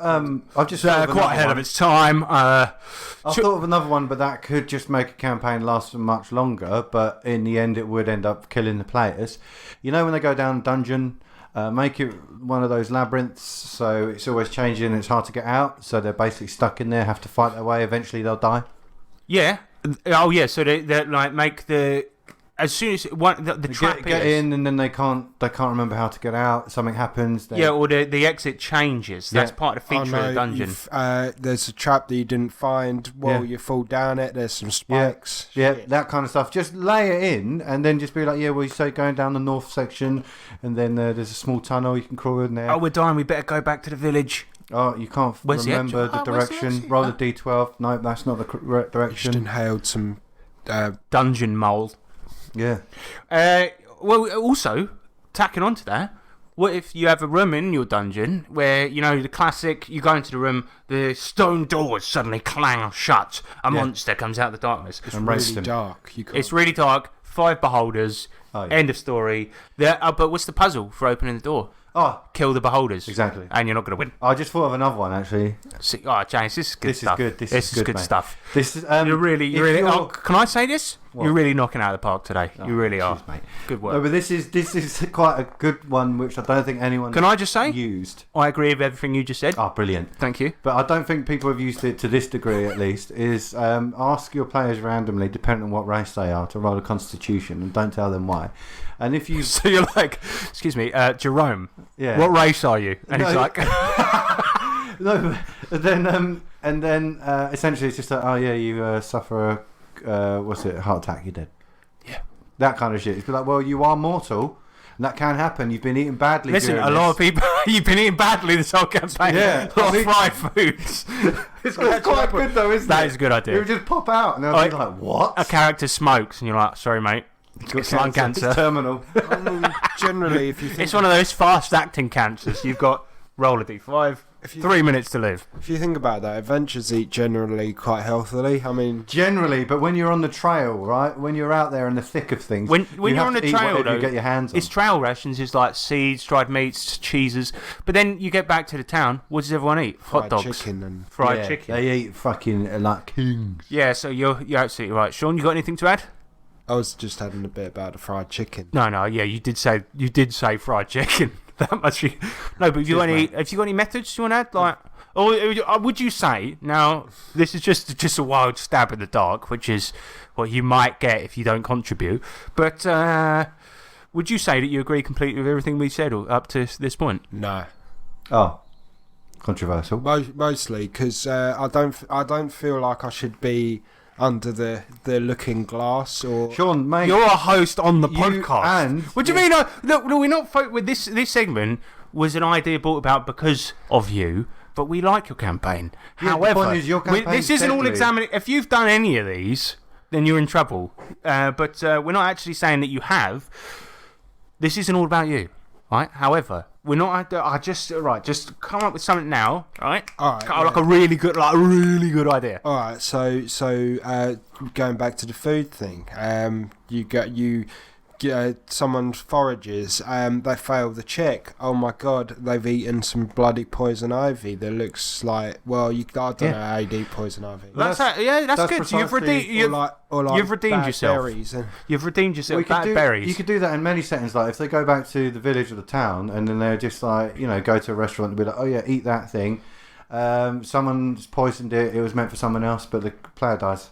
There you go. And you look one table over, and that guy's like eating, and he's got a big evil mustache. He's like, oh, looks like I dodged a bullet. Goodbye, Batman. And then the character dies, and he's like, Nani. Nani. So cool. So that's great advice. Has anyone ever done this with the poison food thing? Just in general, have you just sat there at your table, seeked out to kill the players? So let us know. So you can just start your next campaign. Yeah. So I just want to understand how to kill the players. I think we've covered most of the bases here. Yeah. If I may borrow from one of Sean's suggestions, I agree with everything you said, James. Oh yeah, good. No, that's good. We're all like nice. Yeah, this is lovely, isn't it? But no, Sean, seriously though, this wasn't a lens meant to be like Sean does all these shit things. Yeah, it's just that we routinely die, and it made me think, oh, this is a good idea for an episode. I'm just being stupid, really. Yeah. Just having a laugh, innit? Just having a laugh, Oh, and there's a really shit one. Sorry, that the players won't die, but it essentially ends the campaign naturally, which is they go to a city, they get held captive by a king, they can't get out. Yeah, they get their mistaken identity. It turns out all of the player characters' evil twins had also started up a rival party, and they're wanted outlaws. The king captures you thinking you're them. You're put in prison for 5 years, maximum security. Chuck them down the moon door or whatever, Yeah, that's it. Chuck them down an infinite hole. That's as good as a death. But also, there's they could go on a drive in the carriage or whatever. And then suddenly an owlbear's crossing the road. or a drunk driver's coming the opposite way. Yeah. Or Robin Hood comes along, arrow in the face. Yeah. Dead. Yeah. You never saw him because he's one of the world's greatest snipers. Yeah. Shoots the driver. Boom. That's it. That's the noise the arrow's making as it plunges into your skull. Shall we do shit farter, and then we'll get on to your electro letters. If you have any suggestions for killing player characters in amusing ways, or in a way that you won't get found out, let us know. Or if you agree with everything I've said, let us know. Then you're probably Sean, and if so, shut the fuck up. Right, shit farter. Die Kicken, die Starter, die Scheiße, die Farter. Die Kicken, die Starter, die Scheiße, die Farter. Thing is, I don't like to cover in the news Kickstarters because it's not really news, is it? It's basically nothing. But so people send amusing or shit Kickstarters to our Discord server quite a lot, and I thought do a new segment covering the bad ones, right? Or try and see if they are as shit as they sound, and they're probably going to be. So the first one is going to be there's one called Too Hot One Shot. So coming from Fireball Forge, this is a one shot made for 5e that involves drinking hot sauce or eating spicy food. But we just enjoyed that. Is this a Kickstarter? I certainly would. Yeah. Wow. As you might have heard in the name of the segment there, in my description of the segment. My shock. Sorry, I was a bit shocked that this was. Sorry. Yeah, a lot of people use Kickstarter, Sean. It's really going places. It's bad. Support Yog Ventures now. So I've never really been a fan of challenges imposed on players affecting the outcome of their characters, and this is a stupid idea. At least they had to make the Too Hot One Shot. They had the forethought to make it just a single adventure. And when I say single adventure, I mean it's a 3 to 4 hour session. So you might ask, why kickstart something that could easily be made without a cash injection? And to you, I say, good point. It's a dumb idea, and also it's not very funny either, right? The Wendy's RPG did similar things where you could buy Wendy's, right, and it would give you character bonuses. But it was also not really meant to be played, and you also got bonuses for eating a delicious Wendy's, which is a lot more fun than being uncomfortable and not being able to actually concentrate on the game because you've eaten 2 million Scoville hot sauce, right? Yeah. I don't know, the adventure's definitely not going to be the focus of that night. If you want to meet up with your mates and just eat really hot things for a laugh and film their reactions, just do that. Yep. So yeah, Too Hot One Shot, shit farter. The next one is going to be actually. Yeah, but before we go on to the next one, what do you guys think of that idea? Dumb. Yep. It's one page, one shot. Why do people have to pay for it? Just fucking write it down on a napkin. That's what you're. Why do people literally have to be told everything? Innit? Like you say, why can't you just? That adventure could have just been made in an afternoon, released on Drive for RPG for $5. Well, the thing is, it was made in an afternoon. They just want a big fat ton of money to make it attempt to make it seem cool. Yeah. It's because of all the the big boom of all the hot sauce challenge shows that they've got online and stuff. They're just trying to piggyback on that. A lot of mukbangs out there, and the thing is, the promotional video. I was watching this, and the Kickstarter is so thin and vague that I saw a video on there, and I was like, maybe I'll try and watch this, understand a bit more about it. It's just one of the playtesters eating a 2 million Scoville pepper and then running about shouting. I mean, that's sort of funny, but it would be funny doing it with your mates, but the RPG is irrelevant at that point. How are you going to concentrate when that's going on? And you're going to have to all wear those Tommy TP dribble catchers as well. Not me, mate. I'm hard as fuck. But yeah, so that's two hard one shot. Next one's going to be Lewd Dungeon Adventures, and if you thought the first one was stupid, strap in. So this one on. I like the title. Yeah, Of course he does. Can you give me the website address so I know not to go there, please? So this one comes from a bloke called Phoenix Gray, right? And it's a tabletop role-playing game for couples featuring the least evocative, most generic cover I have ever seen, where some adventurers fight a monster. Oh, I've yay. actually heard of this. It's a bit Of course you have. Sorry. I've actually heard it, like somebody told, like a mate told me. No, it wasn't even my mate. Like No, because someone said well, you know what other good RPGs there are for couples. All of them. none whatsoever.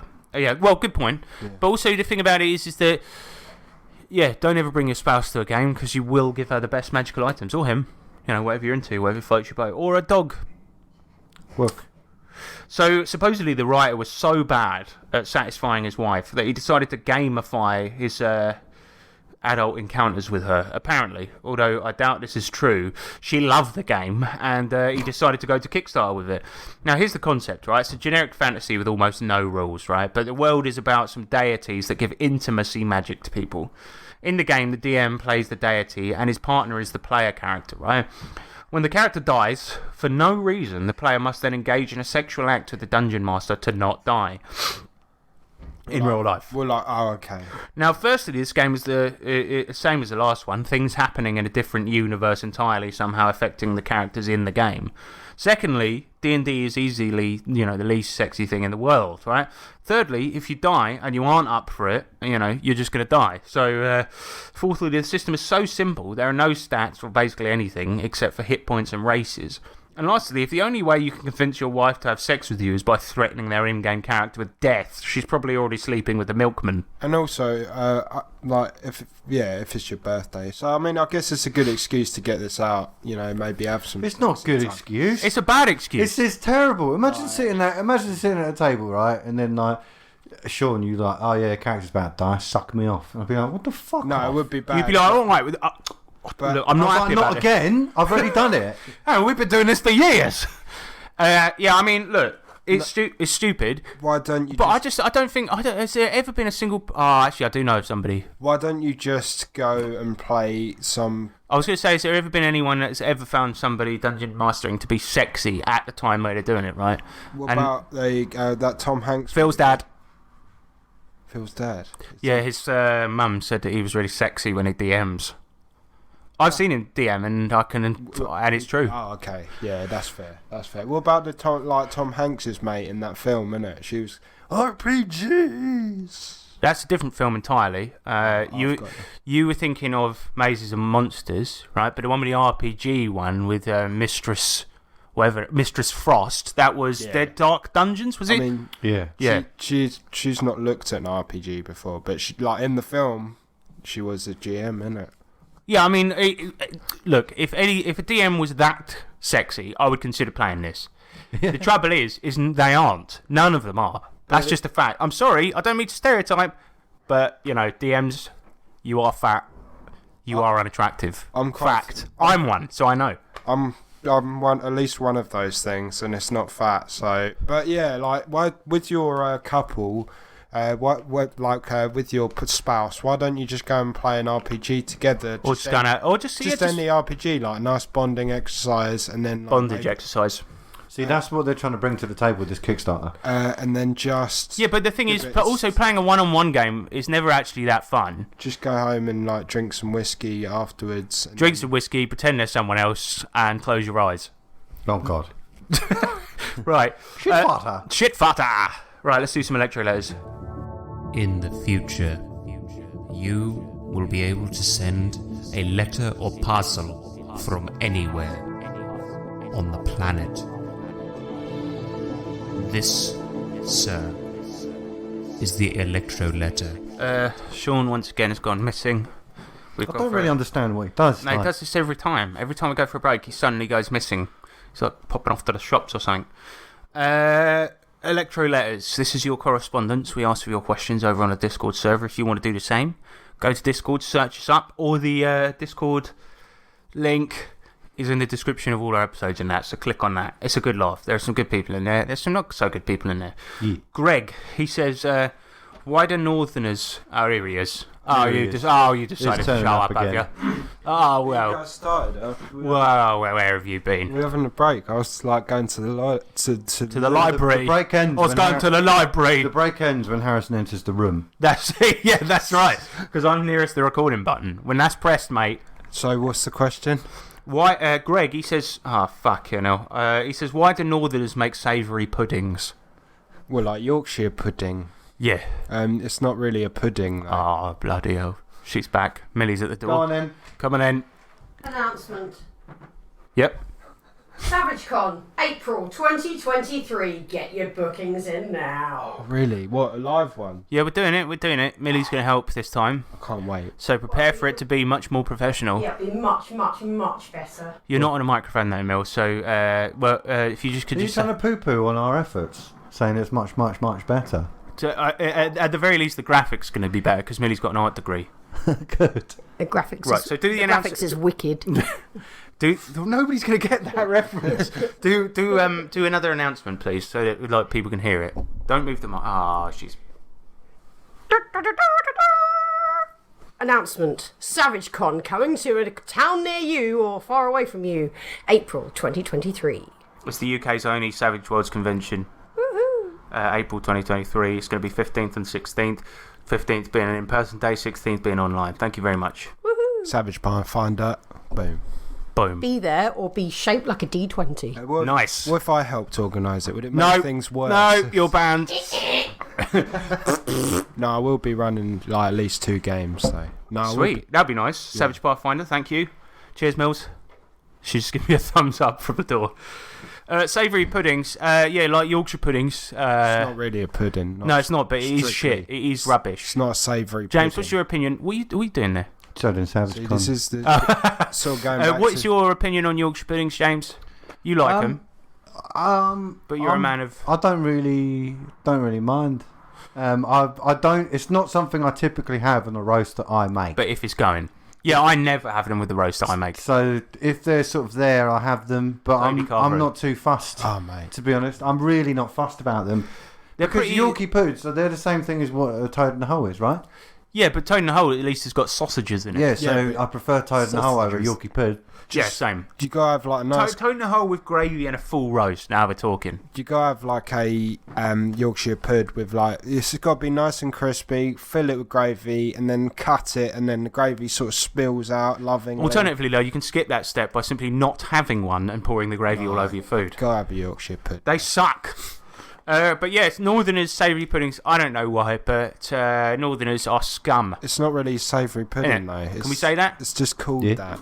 It's just It's just called a pudding. Are there any other puddings that go with... black pudding. Yeah, black... See? That's another thing. It's not really a pudding though. Yeah, it's not really a See, Northern... it's- Neither's a Yorkie pud. So it's got like I know like it's Black pudding is well good, though. Yeah, it is banging. it's It's quite good. complex. Blood sausage. I mean, Americans again, like it is quite intricate. You don't really understand exactly. It's, In what way is a Yorkshire pudding intricate? no, like the sort of culture because it's a pudding. It's not. I mean, it's called a Yorkshire pudding, but it's not a pudding. A black pudding. It's Is, called Not a that- dessert. No, Yeah, but it is. That's what you mean. But I think it's called that because you're putting it on your plate. Yeah, that's it's most things, most items like are puddings. Americans don't. Have Yeah. say So teas I when I make a nice roast beef, I call it beef pudding. Yeah. Because I'm putting it on the plate and then putting it in my mouth, innit? some butter. Got some gravy pudding. Butter. He follows up with a question. He simply says, "Greg?" ? And the answer is yes. No, the answer is Greg. The answer. I think we need to stray away from in jokes here, but go over to the Discord if you want to be in on the Greg phenomenon. I should probably start joining in at least once. Can we talk about the Tottenham cakes at Greg's? What is a Tottenham cake? It says little cakes with a pink icing on top. Why is it called a Tottenham cake? Could have made in Tottenham. I guess so, yeah. They should bring those back. I think if we're talking about Greg's. I haven't been to Greg's in a long time. No, but we're talking about Greg. Not Greg's. Oh, the Goblin. Okay. the Greg the Goblin, not Greg's the food chain. Fucking Sean. Do you hear about when? How the fuck did you make? I didn't even get what he was going on about. Yeah, for a that's minute it. Took us a while to figure it out. Like, how did you get onto that piece? For those that don't know, Greg's is like It's a chain of bakeries. It's a chain of bakeries, but it's sort of also like a church or religious experience for builders, Yes. and that's classism. So suck it. CJ, he says, have you considered a Savage Pathfinder game where you keep Greg the idiot goblin alive while he fulfills his destiny? And before I saw this question, no, but now yes. That sounds like a great idea for a campaign. Sounds like a Greg idea. Like instead of being like you're the fated hero of light and you've got to save the world, you've got the fated hero of light and he happens to be a fucking idiot. Yeah. Well, wait a second. That's the entire storyline out of Preacher. Is it? Yeah, Jesus is an idiot. Yeah. Like an actual. Well, you can't say that. This is a Christian fundamental podcast. Escort missions are always annoying, though. Yeah, but I think this would be funny. Though. It'll be good for like a one shot. Yeah, definitely. Yeah, ruffle cop. Better. Yeah. Lemafau. Just bear that in mind for your SavageCon games there, Sean. The Greg man, he says planes, trains, or automobiles. What's your favourite? Boats. James. you got to stay with. I say planes because I also like trains. The thing is, I'm a bit of a lover of a long journey, especially because I don't know why I like it. I love going on a plane. I love going on a train. Love it. When it's crampy. Like on the train, you can get significantly more comfortable than you can a plane. But you see, in like economy class. What about a pickup truck with a pig in the back of it? That's an automobile. Yeah. So is that what you're going for? Are you talking about planes, trains, and automobiles? The film where he goes in a pickup truck with a pig in it. Yeah, and like his baby comes out sideways and that, and yeah. Good film. Yeah, but I like a plane. I got to be honest, I even like the cramped ones. No, because you know what it is? It's on a plane because the environment is so loud and there's a lot of waiting around. Oh, there's a lot of white noise. But there's a lot of white noise, meaning that you're very likely to be communicated with or against. And also, it's like there's no Wi-Fi, there's no phones, and everyone can just shut the fuck up for a minute. I get my PSP out, I play a game for 5 hours. Happy days. Love it. If we are talking seriously, everyone in this country hates the trains because they're like always late and they're old and smelly and stuff. Well, that was funny because I've been on a lot of, like, when I went to Derby, for instance, right? Derby. I went up there on a train that was 5 hours. It was one stop, but it was a 5 hour train. And I loved it because it was like clean, it was nice, there was hardly any people on there. Loved it. But the thing is, I remember when we were coming back from Birmingham and I was going to stay an extra night and get the train back. Ended up going home earlier and went home with James, but I was really looking forward to the train journey. But you got on it and it was like basically like a mega bus on wheels, wasn't it? It was so cramped and dirty and very uncomfortable. For those that don't know, a mega bus in the UK is a really, really dirt cheap way of travelling. Yeah. And you get a really old, dirty, stinky coach but you can travel a 10-hour journey for about 10 quid. See, I'm quite a fan of the National Express. National Express is a bit nicer than a mega bus, though, isn't it? It costs a lot more. Isn't the megabus double-deckered? They can be. Oh, it is, yeah. I've been on and you can get sleeper mega buses as well, which is just horrible. Why would you do that? Well, and also the amount of space, you're sleeping on a shelf. Yeah. So if you want to get changed into pyjamas, it ain't happening. So you're sleeping in jeans, which is like the worst thing ever. Well, you have to get changed into your nundies in the aisle. before, or whatever. And the I heard a toilet story is once. filthy. The toilets, they either don't work or they're disgusting. When I went to ShakeOn, the previous UK's only Savage Worlds convention, but one of the organisers stole money and then it went under. But I went on the Megabus and it was 10 hours to get to Sheffield. Icky. It was fucking horrible. 10 hours without a piss. I had bloody, well, I'm not going to say who I was with, but I had someone with me. The toilet didn't work, so it's 10 hours without a piss. And then when we got there, it was another 2 hours in a cab to get to where we needed to go anyway from the bus station. Yeah, it was insane. It was horrible. It wasn't worth it because Sheffield, no offence to you lot. Who planned the journey? Well, I did. Oh. The thing is, but originally I was going to go on the train, right? Yeah, but one of our party, he didn't want to go on the train because he wanted to save money. The train was £100, right, to get to Sheffield. And it would have been how much quicker? Like an hour to get there or something like this. But it was 10 hours on the coach. It was horrible. It was horrible. And look, no offence to you, Manuel, because I went there with my friend Manuel, and he's lovely, and I really like him. But you know, when you're on a 10-hour journey, you need somebody to hang out with whom you can just shut up for a bit. Oh, that's why you like travelling with me. Yeah, because we've been mates for so long that if we know that we just want a bit of peace and quiet, we'll just sit and watch the TV for a bit or whatever. Like when we were sat in an airport for 7 hours because we weren't allowed onto our flight because we were on what do you call it? It was watch list. No, wait, not the watch list. The wait list to get one of those free seats. Yeah, those cheap seats. Sorry. Exactly. So but it was sort of fine because it was me and you. We just sort of sat there. I was reading a book for a bit. You were watching Initial D on your phone or something. Yeah. But because the 7-hour thing to Sheffield, that was the first time I'd ever met him in person. So I felt a bit bad just wanting to be quiet for a bit. Yeah. So it's now I need to talk to you, and it's going to expend my social battery, which is going to eat up my ability to do anything during a convention. Exactly, and it's not unpleasant seeing him, but it was just like, so on the way back, I did just pretend to be asleep for about 5 hours. But yeah, but planes are my I hate car journeys. I don't know why. I just hate them. I'd say if you're going to travel long distances in the UK or like sort of semi-long, I'd recommend the National Express because it's a bit cheaper. It's not filthy. I mean, although it was annoying one time when I came back from Birmingham and they changed my National Express to a Megabus. Oof. Yeah. That's rough. And the queues for it's like being in prison, isn't it? Because it's so crowded and you're in like this really cramped bus station. It stinks. Oh, mate. Yeah, Megabuses. But everyone's got to use them at some point, you know. It's only 10 hours to get to Sheffield, which is the worst place in the country. But it's funny because like a short journey, a long journey for us is like a short journey for an American. It's like a 2.5-hour drive. Here, that's a road trip. Far. Do you know what I mean? Yeah. It's like when we went to Birmingham and you, James, graciously drove us. It was like that for us. That's like a road trip. It was like, got to have your shit prepared, got your water, your paracetamol, big breakfast, your nice breakfast. Yeah. No piss stops. Oh, mate, that was the worst bit. People don't know this about Sean, but he's got the bladder of a 5-year-old girl. This is why when we come back from a fucking break, or like they came back from outside, Sean is nowhere to be seen. He pisses about every 10 minutes. And then James was like, look, we've got to get there on time to UK Games Expo, so we're not having any piss breaks. Sean looked genuinely scared. I needed to pee about 45 minutes in. But you didn't want to say anything. And it was funny because then on the way back, right, I really needed to piss, but I didn't want to say anything because James was driving. And then we got to near the services and James was like, right, we're pulling in here. And I was like, oh, thank Christ. That's what I was gonna I mean, we not only did we stop for a piss, but I think... You had Burger King or something. Yeah, I think we got like a drink from McDonald's, had a cigarette, I did. Sounds lovely, yeah. Oh, it was great. Really made the trip, you know. You should have been there, man, instead of on that smelly train. Anyway, that is that. Wow, that was a real side piece, that was. It really was. The Greg man follows up. He says, what sort of percentage breakdown would you give players who want nothing more than new races, classes, etc. for their games versus players who focus more on interesting characters using the core class and races? What percentage break?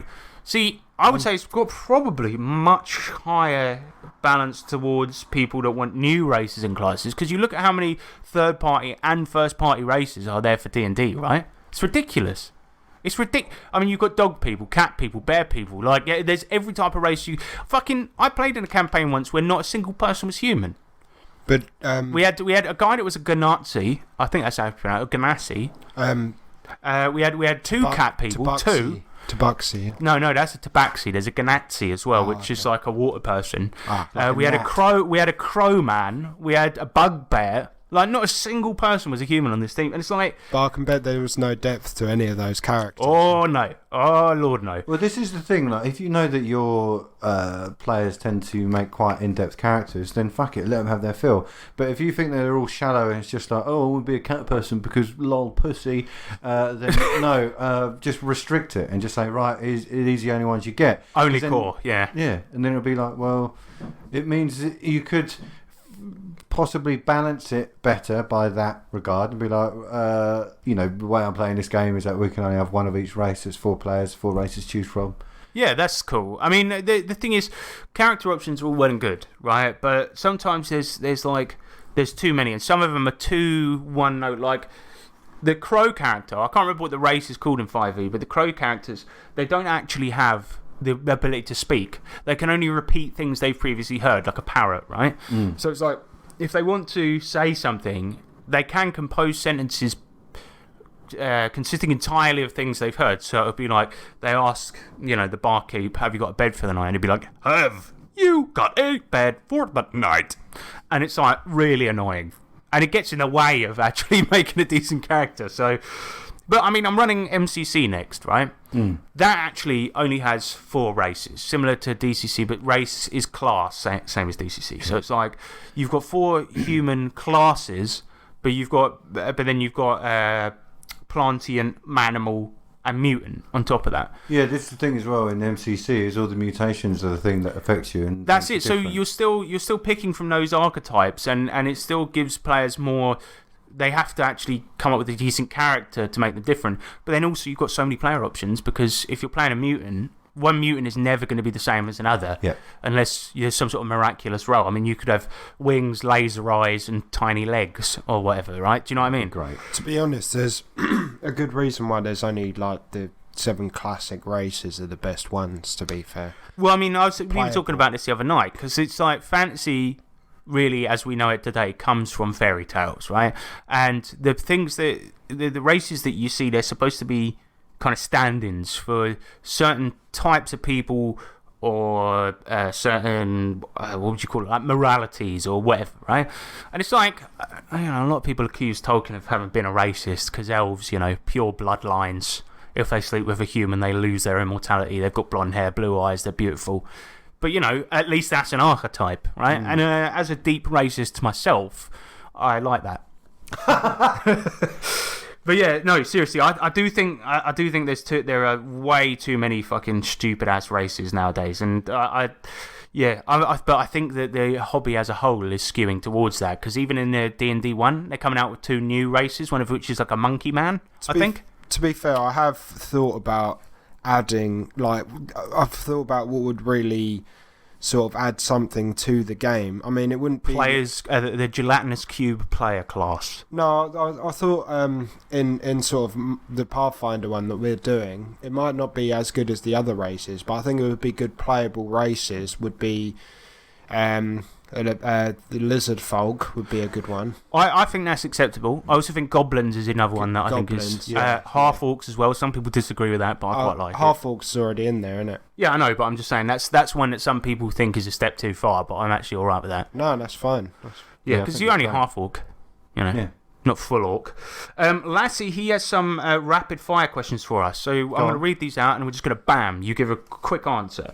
Dice chain or modifiers? Chain. Mods. Oh, no. Oh, both. Yeah, it depends on the game for me. I like it in DCC, but it is fucking awesome, especially with the DCC dice. Next. Actually, Savage Worlds does it too. Next one. Do you eat the kiwi with the skin on or not? Yes. I've never eaten a person from New Zealand, but I do like a kiwi fruit, and I do eat it with the skin on, yeah. Sean, how about you? Yeah, I do, yeah. Oh, wow. I've only just discovered that, to be honest. It's really good for you, man. Yeah. D20 attribute checks. Roll under or mod versus DC? Mod DC. Mod DC. Mod DC. Yep. Queen or king? Queen. Always, babes. Queen. Yeah, definitely. It's Freddie a Mercury, difficult choice, but there you go. Jobless. Sexiest player in your group. Oh, mate. Oh, well, it's got to be. it's got to be Tobuscus. Well, at the moment, yeah, it consists of us three and Tobuscus. It does sort of. Tobuscus. It does sort of vary because, like, sometimes James will come in his like shirts and that, and it's like whoa, and then sometimes JT's beard will be like Tobuscus's beard will be looking extra shiny and that. Yeah, you know what I mean. But I'd say the sexiest one was the player that's left and is probably going to come back soon because he's breaking up with his Actually, girlfriend. to be fair, his has got really lovely eyes and a chiseled jaw. Who? Ryan. Yeah. Yeah, so he's been on a couple of the very early episodes, but he does look like he was like. He's not terribly sexy homeless. nowadays. He's got a very homeless vibe about him, Yeah. but he does look like he could have been in NSYNC 20 years ago. Oh, 100%. 100%. Yeah. It's a bit too clean for Shut my up. liking when he DM, GM, or Ramrod. Oh, Ramrod. What's a ramrod? Right, Ramrod. to be honest, it would be DM. It's an old meme where somebody. If you haven't listened to the podcast... Oh, it doesn't matter. Look, these are rapid fire questions. Ramrod is another term for GM. I In a like very DM. long way. I like DM. DM. I like DM. Yeah. Yeah. Yeah, so do I. Serious questions or silly ones? Silly. Silly. Silly. Strength or dex? Dex. Strength. I'm dex as well. Mm. Yeah. I suppose that's sort of like what type of character build you like to play better. I'm always dex. I like dex. Probably because of Dexter's Lab. Yeah. Bargle the Infamous. Dice Towers, yes or no? Yes. Yeah. This isn't one of those rapid fire ones, but yeah, pretty much now. I think there's some people that It depends hate. what they are. Because if you have one that's about 5 metres tall and then it takes 12 Yes, minutes please. for it to fall down, It depends about. then definitely yes. But Some people hate meaningless accessories, but I love them. no, I don't think it's meaningless. It means that you can't purposely fudge a roll. That Because too, you have you to- know it's random. Yeah, because it forces you to push it down something which should give you a more random result. But let's be honest, like the noise it makes is cool. If you've got Oh, one that's particular to the theme of your game as well, like I've got one I bought. It's a 3D printed one, and it's It's the tower. It's a castle, yeah. Yeah. Love that, and I just think it looks cool. And but also people like rolling in them. And if you bring one to a game, your players or And whoever's sitting next to you is going to also, like you. If there's a space issue, it means, you know, when instead of people rolling out on the map and hitting the minis over, because that happens far too fucking much, and I don't know why any of us still do it. Yeah, But using the dice tower, it contains them Yeah. in that spot. Yeah, it was funny though. you One always time we forget were playing DCC, Sean. It was actually for one of the actual plays. I should have kept this in, but James took his D30 from his DCC set, put it down the dice tower, and it's too big, and it got stuck about halfway down. But James's face was a picture. He was like this, like he was like, "Oh my god, I'm never going to get that out." And it was like, "We're going to have to smash the dice tower." Like it was all in his that one look. Fortunately, he gave it a shake and he got it out. To but- be honest, I've always had that worry when like anyone's jokingly put my big dice in there, and it's like those they're are way too no, gigantic. way too big to even enter the entrance of the dice tower. yeah. But yeah, you love big dice. I love the jumbo. Once you've had jumbo, you can never go back. Once you've had jumbo, you can't go bumbo. You know what I mean? But yeah, dice towers definitely yes. I love any shit like that. Dice catapults, dice towers, dice. Destroyers. Oh, that would be good. You know, Imagine people, if you had a pool of acid, and if you literally just burn it. that's what I was going to say. You get one of these little toxic waste containers. And fill just it be with like, acid. right, genuinely, if your dice is fucking up, burn it. But you know, you have those. What is it? Those dice jails that you can get if one's Yeah. giving you bad luck. Yeah. Instead of that, like a dice destroyer. Like I've what seen- you could I use don't is believe in you know, a dice-based nutcracker. luck. Yeah. One of the Oh, ones you tighten. Oh, no. That'd be horrible. I don't like believe in dice-based luck, though. Really, to be honest. There are some players at the table that are superstitious, some that aren't. Yeah, I'm not. You're not. I genuinely do believe in it. Sean, I'll stick, Doesn't. I'll stick with the same dice all the time. you feel it's yeah. I see. I don't do that either because I've got two sets of dice that I've pretty much stick with now. But like, yeah, I do believe in it, especially if you ask for the dice for a good roll. We've got proof that it works, man. It's just coincidence. Fuck you, Spider-Man. The Greg Man, he says, do you think other older versions of various RPG rules will be adapted in the way BX and OSR style games have? So, Old School Essentials essentially is a reprint of BX D&D. Then you've got Hyperborea, which is like a cool setting, but with first edition D&D rules reprinted and made much more readable.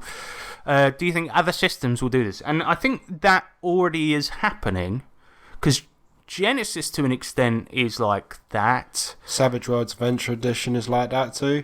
No, that's not. That's the company making a new edition. We're talking about like an old edition being adapted in a new way. Oh, okay. I'm sure there are more examples than this.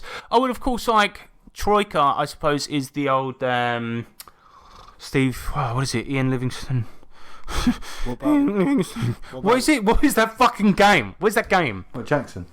No, it's Ian Livingston, Steve Jackson. It's the old British role-playing books. what GURPS? What?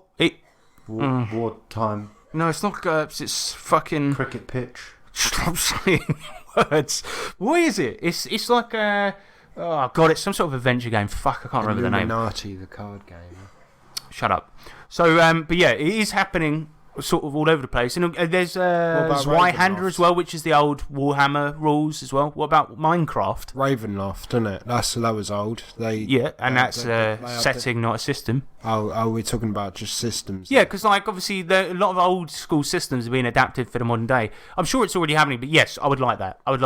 Like, because I like Call of Cthulhu 6th edition slightly more than I do 7th, and having just a nice new reprint of that would be lovely. Yeah, well up for that. But then I suppose with the advent of DTRPG and print on demand stuff, a lot of companies are just taking their old stuff and making it freely available on print on demand versions anyway. Like D&D, for example, you can get the rules cyclopedia, or you can get Cyberpunk 2020 off DTRPG and actually in print. So I suppose it's becoming less and less relevant, but Old School Essentials, for example, is like they've made it pretty, much more usable, much more readable, and it'd be nice to see that with other games. Like Aces and Eights would be a good one. New version of Old Vampire, although they did have 20th anniversary edition, but they took shit out of it for some reason. But yeah, I'm well up for that. I would love Aces and Eights, but I don't think anyone would have the patience to play it these days. And I'm going to play it, man. I'm going to run it. It's would going to be my next one after MCC. Yeah, I just I thought would it was love too that. close to when we did Deadlands to put out another Western game, even though that's more of a real-world style game. But yeah. Last one for the night is going to be Illithid. He says, Did you see that ludicrous display last night? Is anyone following the World Cup? Fuck off. Yeah, No. no. The thing about England is they always walk it in, innit? Like, you know what I mean? That's true. Yeah, I mean, yeah. What were they football, thinking? About, I did follow the Euros and I really got into it, but like with this, for some reason I just don't give a fuck. You know, someone. Probably all the human rights abuse, I reckon.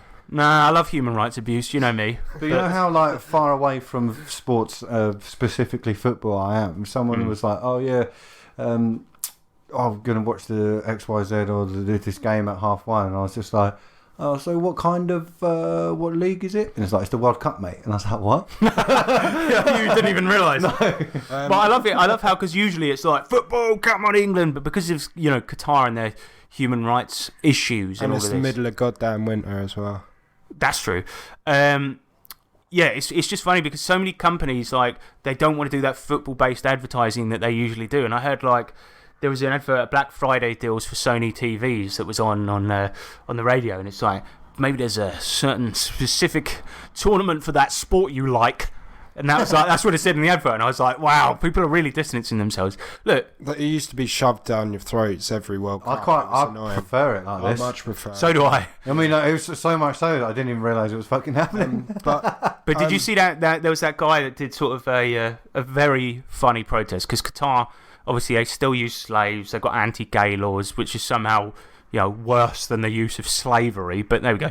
But there's a guy, there was a conference with one of the, I don't know, World Cup organiser blokes, and he came all with stacks of cash, put it on the table, and he's like, "Hi, I'm here from the North Korea board of World Cup for 2026, there's your payment, let's do this." And then he's promptly arrested, obviously, but it's well good. And also Qatar sent our government some, in air quotes, gifts. That was very Did nice. they? Yeah. Good for them. Conspiracy Good guys. corner with Sean. Did they? It's not, well, it's It's not conspiracy, okay, because I read it, I saw it on YouTube. it's a fact. I made on Windows Movie Maker. I did want to say about because I like sports and to be fair, if you put a football, When do you like sports? You like sports video games? You like playing basketball, I like playing. Oh, that's true, yeah. but that doesn't encompass all sports. But you don't really watch but basketball. if you you know what I mean. If you put a football down in front of your mates, couple of beers. You know, a couple of beers, you know, you got a good time. Sean, Usually when someone says they like sports, it means they actively follow and pursue, like, they have a team and I follow know, but I stuff. still like sports though. No, but I agree where it's much more fun to actually play than it is to yeah, watch it. I like sports in that regard. But usually when someone says I like sports, it's like they actually Yeah, that properly means something follow. else. Yeah, It's like they have every memorabilia item of Tiger Woods or something. yeah. That's true. Yeah. Who's he? What is he? A golf? Or is No, he a he's tennis like player? He's like a snooker ping ponger. There's a guy. I think there was a lyric in a song that I heard recently. It was like you skating on thin ice and a cornucova. Famously a tennis player, right? I mean, but anyway, so sports, we don't really like them. But I do remember back in our teenage days when Sean and I semi-professionally played Laser Quest. And we used to have discussions like, it is a sport, like, and things like this. Well, you have to run around. I mean, You do have to run around? I mean, if it was a game, it would be considered an e-sport, innit? Yeah, Oh, yeah. yeah, definitely. Well done, Sean. That's good. But got any good fun Laser Quest memories before we wrap up? A name that I The didn't get. the dodging technique where you'd like vibrate up and down, So- to avoid lasers and that. So the yeah, this is a bit cringe, but like, so we played in tournaments and stuff like this, right? And the thing is that the way you hold your gun, if you imagine how you normally hold a gun, you don't do it like that. You put your left hand on the barrel, front facing. Your other hand, you're shooting with your thumb on the trigger so that you can always be side on to the person. And you're constantly pressing it, and you have to sort of vibrate up and down by, imagine you were sort of headbanging and firing a gun hold against your chest. That is roughly the thing you would see. It is really embarrassing to play, but it's a technique, you have to use it if you want to do well. And it's like, one of my favourites was, do you remember Grievous that we spoke about in our Weird Players episode? Yeah. There was a lot, when you get into the dizzying heights of semi-professional local Laser Quest, right? There's a lot of elitism, like there's a lot. And we would go there for a day to practice, and then of course some kid's birthday party would be at the same time. And then our mate Grievous, he got really annoyed, and we were waiting in the waiting chamber to go into the combat area, and he was just like, "I just all these fucking noobs, man." And then this kid was just like, "What do you mean by that?" And he was like, "You're such a noob, you don't even know what noob means." And then he was just like, "Well, it means knob, innit?" And he's like, "See." Oh, classic. But what was your handle at the time, Sean? People would call you it outside of games. It was brilliant. I can't remember what it was. What was yours? Camus. Camus? Yeah. What does that even mean? It's a philosopher, innit? See, it makes mine look better by comparison. Mine was Axel. And people would be like, Axel, sweet game. Yeah, I mean, before that I was Goku. Fucking hell. There was one player as well who was quite highly ranked called Hot Shot. And he was like the deepest autist. You've met him, haven't you, James? Yeah. Do you Shall I remember him? tell the Hot Shot story? You can tell the Hot Shot story because Alright. this is like your biggest victory I think you've ever had in your life. One of. So basically, this guy Hot Shot, he was like basically. He'd come and he'd have this attitude and stuff, and we're like, "Oh, Hot Shot," you know, in all those nerd sort of communities, you have that one guy in it, and he thought he was the shit because he'd gone to Canada one time for a Laser Quest tournament. So we were doing like 1v1 sort of. It was called a ninja match, and we'd had like a tournament. It was a 1v1 tournament, and you'd have like a circle of people, and in the middle you'd have two people fight. So I got to the final with Hot Shot, and everyone was cheering. It was sick, and I was dodging all his shots, in the end I won, and he got like so upset he threw his gun to the ground and just stormed off, and the gun was like dragging on the floor. Because obviously the gun is attached to the suit, so it was just dragging behind him, and he was so angry. That was a good day. Yeah. That was a good day. Oh, Wow. Such a good day. Like, but every time there was some sort of semi-professional stuff going on, he was there. And We say semi-professional, but that sort of means that you get paid for doing it. We never did. We paid for the privilege to be in these I tournaments. mean, so- tawny, It's big shit, guys. Big shit. Yeah, mate, yeah. tawny viable stuff going on. But yeah, it's changed nowadays, isn't it? Because nowadays There's they have a sensor on the front of your gun, meaning that you have to hold it the correct way at all times. Well, there's no bloody laser crest anymore. It's all like laser shots. Laser worlds. Laser tag. Yeah. It's all a You bit- played one it's in the all a Isle bit of Wight, naff. James, that had like a Pokeball for a gun. I can't recall. I was Yeah. tiny. I wasn't even there, and I that was recall a that. long time ago, actually. Yeah, so that's what we think of football. Right, so let's That do was an it, outro. wasn't it? Ah, That was it, wasn't it? I bloody Yep. miss Laser Quest. so do I. Outro, yep. Yeah. Who are you? The Emerald Elf? Fuck you, Spider-Man! I'm the Green Hulk! You going to buck up your ideas? Buck up my ideas, yeah. You I'm going gonna to Bucky O'Hare? I'm gonna set straight and fly right, or whatever. You know what? Yeah, Bucky O'Hare, Fred Flintstone, all of that stuff. You know what I mean? Good. James, do you know if there's any way, because I'm not even entirely sure, but do you know if there's any way for people to contact us should they want to? Yeah, there's a few ways. What they can do: smoke signals, carrier pigeons, maybe a pagers or a telegram. Pager would be acceptable. Yeah. But the pager, you need to send it to 3trpgpod@gmail.com or just look up 3trpgpod online and find us on socials. Yeah, and Discord's in the description there, so go and hang out with a bunch of lovely guys who have renamed themselves to Greg. So lovely Gregs, and also if you'd like to donate to us, please do donate to us and just look at our Patreon. Really seriously they do, because If you donate, it would I'm make, trying to fund a Laser Quest career here. it would make me bonate, innit? Nice. Oh, what the fuck? No one's going to pay now, Sean. No one's. If they think, yeah, we're on Patreon, so go and bonate over there. Right, that's a podcast, isn't it? We can call it that. Yep. But can we? Technically, Yep. yeah. All right. Well, I've been Harrison Hunt, I've been James Clark. I've been Sean Hunt. and remember, Best one.